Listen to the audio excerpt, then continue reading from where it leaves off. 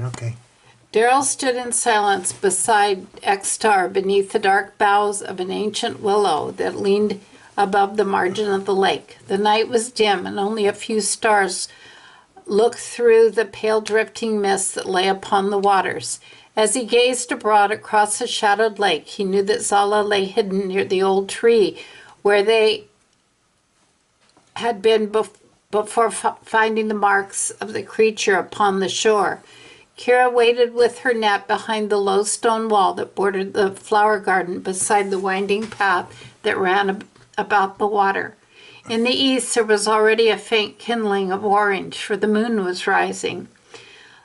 Long Darrell stood watching, and in his mind he turned over every chance of what might soon befall.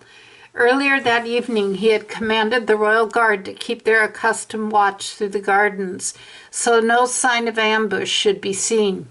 Thus it was that when the full moon should stand overhead, a company of 4 guards would pass along the path beside the lake as their wont.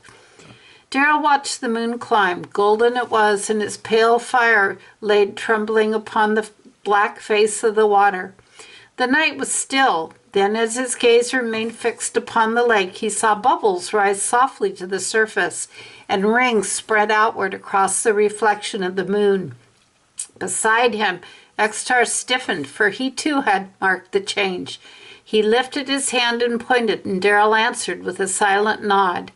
Then there came a soft splash, and after a while a slender band of wavelets went glimmering through the moonlight. Darrell set his hand upon the hilt of his sword. He wondered whether the unhartness had yet returned. What had she discovered? Why had she withheld the fullness of her knowledge?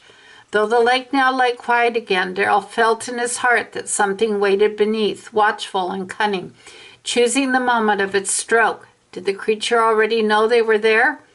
At length the moon climbed high and stood above the world. Then Darrell saw the glow of a lantern moving among the trees that bordered the lakeside path. The hour has come, he whispered. The patrol is at hand. When the guards came to the place on the shore nearest to where Zala lay hidden, there came suddenly a great splashing, and the surface of the lake heaved upward as though a fountain sought to burst from its depths. Darrell saw his friend Captain Darko lift the lantern high above his head, and he cried aloud. 2 arms. The royal guards wheeled toward the lake, their spears set before them. But at that same moment, just as Darrell moved to draw his blade, a dreadful stiffness seized his limbs, and he found he could not stir. He stood as one turned to living stone. Looking toward the shore, he saw the guards likewise were frozen where they stood, unable to move hand or foot. Then from out of the water there rose a creature of dread aspect.